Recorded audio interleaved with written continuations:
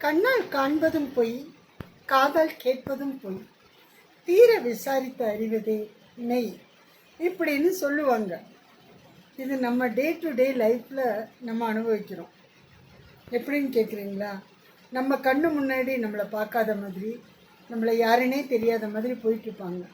ஆனால் நம்ம கொஞ்சம் அந்த பக்கம் வேறு ஏதாவது வேலையில் வேறு ஏதாவது செஞ்சிட்ருக்க நேரத்தில் ரகசியமாக நம்மளை பார்த்து ரசிச்சிட்ருப்பாங்க.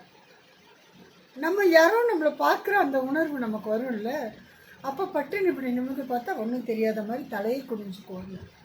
இது டெய்லி எல்லாருக்கும், மேக்சிமம் எல்லாருக்கும் நடக்கிற விஷயந்தான்.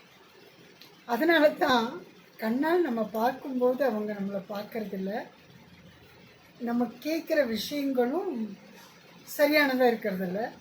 ஆனால் நம்ம மனசை ஆராய்ஞ்சு தேடும்போது நமக்கே புரியும் உன் மனசுக்குள்ளே என்ன இருக்குன்னு.